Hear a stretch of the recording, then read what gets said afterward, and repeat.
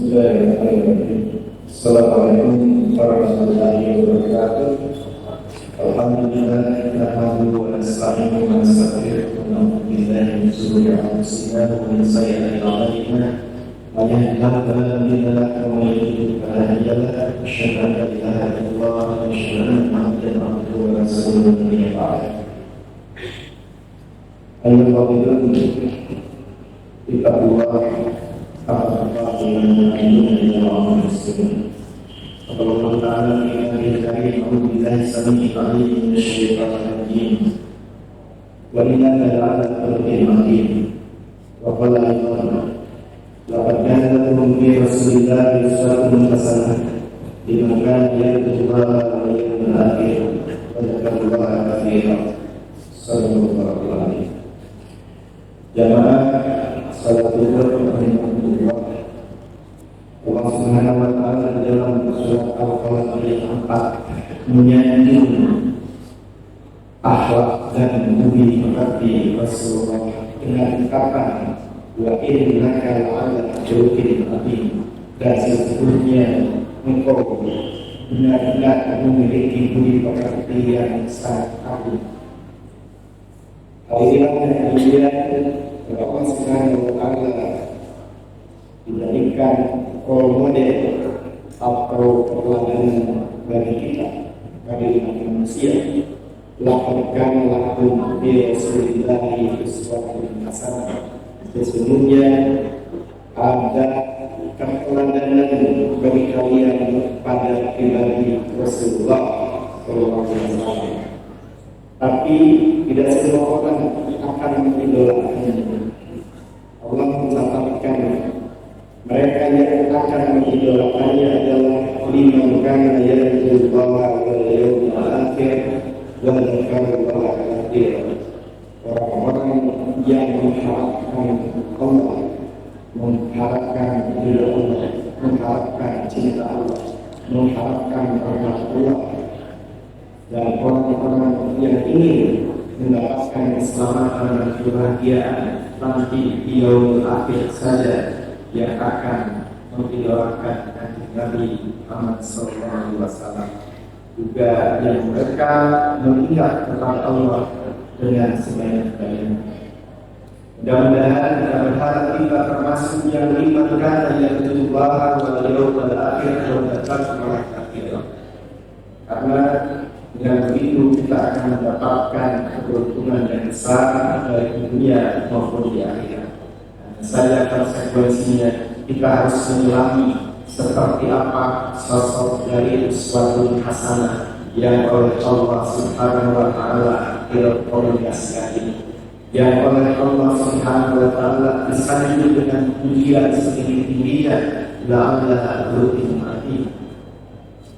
Jamaah Rasulullah, sejak kami muslim Abdul Ghani Muhammad Al-Ghazali memisahkan sosok Nabi sallallahu alaihi wasallam ini dengan wa yuhibbul fuqara wal masakin. Dia adalah yang mencintai fakir miskin. Wa yajlisu ma'ahum, dan senang duduk bersama fakir dan miskin. Wa yaqulu mardahum, beliau gemar menjenguk orang-orang yang sakit di antara mereka. Wa yushayyu janazahum, dan mengiring jenazah mereka.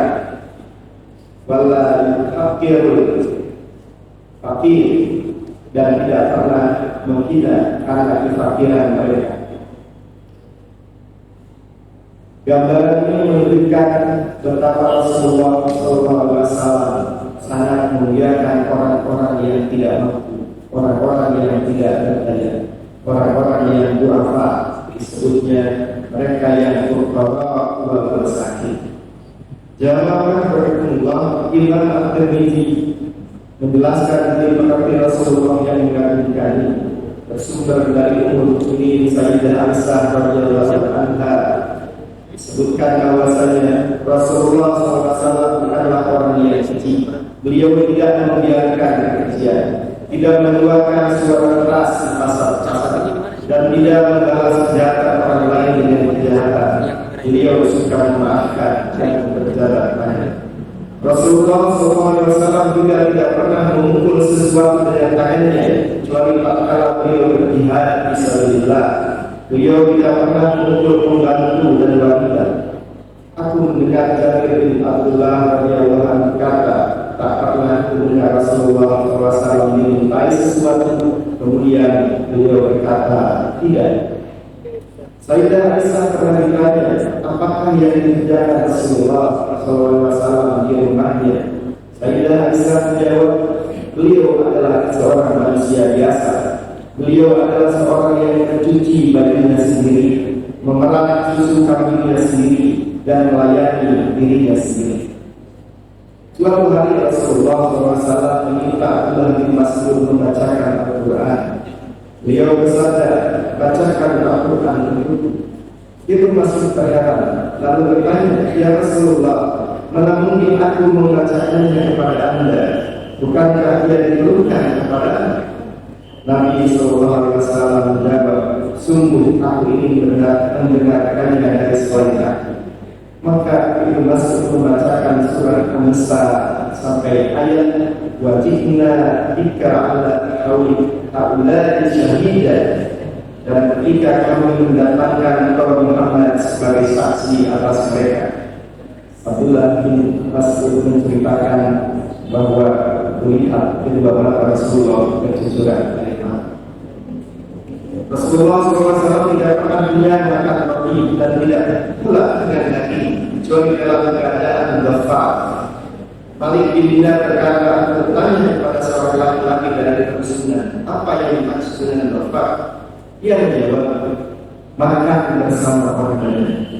Sesungguhnya keluarga Nabi SAW pernah selama 1 bulan tidak dimakan api karena tidak memiliki makanan kecuali kurma dan air. Dari Anas bin Malik diriwayatkan bahwasanya seorang Yahudi mengundang Nabi untuk bersantap roti yang dengan acaranya, dan Nabi pun memenuhi undangan tersebut. Ini menunjukkan bahwa Rasulullah tidak melakukan diskriminasi dalam hal agama. Nabi SAW pernah punya pembantu seorang anak laki-laki yang bukan muslim. Suatu saat anak Yahudi sakit dan tidak masuk. Akhirnya Nabi menjenguk di rumahnya. Sampai di rumahnya ada ayah dan anak yang sama-sama penganut Yahudi sedang menunggu. Setelah meminta izin kepada sang ayah, Rasulullah SAW mendekati anak itu dan mengajaknya masuk Islam. Anak itu bingung karena ada ayahnya yang mendekatinya. Sekali dia melirik ayahnya, sekali dia melirik Nabi SAW, sampai akhirnya sang ayah berbicara, anakku, taati Abdul Qasim. Mendengar perkataan ayahnya, anak itu bersyahadat, asyhadu an la ilaha illallah wa anna Muhammadar Rasulullah. Kemudian Nabi keluarga dan anak itu sembari mengucapkan, alhamdulillah, Allah telah menyelamatkan anak itu dari neraka dengan wasilahku. Dalam riwayat Imam Ahmad bin Hanbal, Sayyidah Aisyah pernah ditanya oleh seseorang tentang bagaimana kegiatan Nabi SAW jika di rumahnya. Sayyidah Aisyah menjawab, Rasulullah di rumah menggosok sendalnya sendiri, menjahit bajunya sendiri, dan mengerjakan sesuatu di rumah sebagaimana kalian bekerja di rumah. Bagaimana Nabi SAW sangat menghargai istrinya, diriwayatkan oleh Imam Muslim dari Aisyah radhiyallahu anha. Ia berkata, suatu hari Rasul pernah bertanya, wahai Aisyah, apakah ada makanan yang bisa dimakan? Aku menjawab, tidak ada ya Rasul. Lalu Nabi menjawab, kalau itu saya akan puasa hari ini. Di lain hari Nabi SAW datang kepadaku dan aku bertanya, ya Rasul, dan aku berkata, ya Rasul, aku diberikan hadiah acara roti. Kemudian Nabi mengatakan, perlihatkan kepadaku, sebenarnya aku sudah berniat puasa sejak pagi. Namun beliau lalu memakan hidangan tersebut. Betapa Rasulullah SAW sangat menjaga hati istri. Jamaah rahimahullah, dari mana puji pekerti yang agung ini? Dari mana akhlak yang tinggi mulia ini? Suatu ketika Aisyah radhiyallahu anha ditanya oleh sejumlah sahabat, apa dan bagaimana akhlak Rasulullah SAW. Aisyah radhiyallahu anha menjawab, karena khuluqul Quran. Sesungguhnya akhlak Nabi itu adalah Al-Quran. Kita bisa menyimpulkan bahwasanya manakala nilai-nilai dilahirkan, nilai-nilai yang terkandung di dalam syariat Islam ini diinternalisasikan menjadi darah, menjadi daging, menjadi getar, berhubung jantung setiap orang, maka sejatinya akan melahirkan manusia-manusia yang beradil.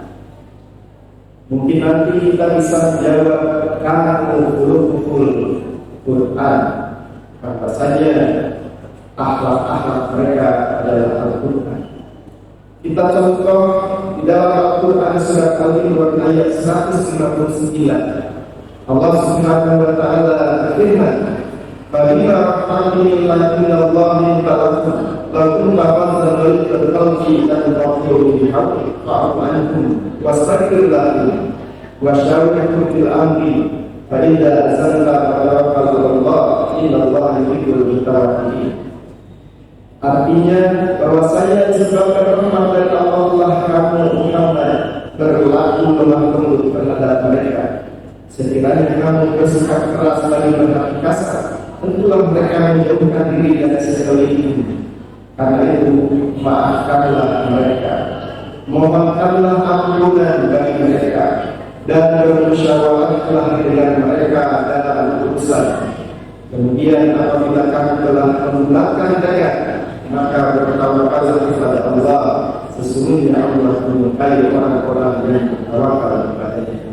Ayat ini adalah tauhid bagi pembentukan budi pekerti. Ayat ini adalah arahan untuk membangun akhlak yang mulia dan tangguh.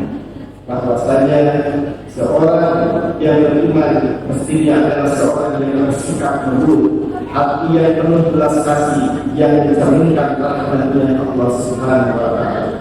Seorang mukmin adalah seorang yang menjauhi sifat buruk, jiwa yang keras, perilaku yang kasar, baik perkataan maupun perbuatan, menjauhi akhlak yang mazmumah. Seorang mukmin adalah seorang yang sikapnya tidak sembarang pemanis. Dia adalah seorang yang gemar memaklumi dan memaafkan terkait dengan urusan-urusan di antara sesama. Seorang mukmin adalah seorang yang senantiasa mampu memohonkan ampunan kepada Allah terkait kekeliruan orang lain kepada Allah Subhanahu wa taala atau benar. Seorang mukmin adalah seorang yang punya sikap mau bermusyawarah, terbuka dan lapang dada, aspiratif, mau mendengarkan pendapat dan masukan orang lain, dan mencari solusi yang terbaik, mendahulukan kepentingan umat sepanjang tidak melanggar hak Allah Subhanahu wa taala. Di dalam surat At-Taubah ayat 128 Allah pun menyatakan, "Laqad ja'akum rasulun min anfusikum azizun 'alaihi ma 'anittum harisun 'alaikum bil mu'minina ra'ufur rahim." Sungguh telah datang kepada kalian seorang rasul dan kaum kalian sendiri berat terasa olehnya penderitaan, sangat menginginkan keimanan dan keselamatan bagi amat belas kasih dan kenyayaan terhadap orang-orang ini. Ayat ini pun adalah tauhid dan arahan Allah Subhanahu wa taala dalam bentuk akhlak yang mulia, budi pekerti yang tinggi. Bahwasanya seorang mukmin adalah seorang yang punya sikap mampu berbaur namun tidak tercampur, menjadi bagian dari dinamika dan problematika umat, mengenali alam pikiran dan alam kejiwaan masyarakat yang ada di sekitar ini. Seorang mukmin adalah seorang yang memiliki sikap simpati dan empati terhadap nasib penderitaan, kesulitan yang dialami dan menimpa masyarakat. Seorang mukmin adalah seorang yang juga punya sikap peduli, perhatian, membantu, meringankan dan menyelamatkan, menginginkan yang terbaik untuk kehidupan masyarakat. Seorang mukmin juga seorang yang memiliki sikap penuh cinta kasih sayang dengan sepenuh kelembutan jiwa. Jamaah rahimakumullah, sekali lagi kata kuncinya adalah internalisasi nilai-nilai keimanan, nilai-nilai keislaman, nilai-nilai syariat. Apabila ini mampu kita lakukan terlebih pada bulan Ramadan ini, insya Allah akan makin manusia-manusia baru, manusia-manusia yang tersibuk dengan nilai-nilai Al-Quran. Subhanallahumma wa bihamdika asyhadu an la ilaha illa anta astaghfiruka wa atubu ilaik. Wassalamualaikum warahmatullahi wabarakatuh.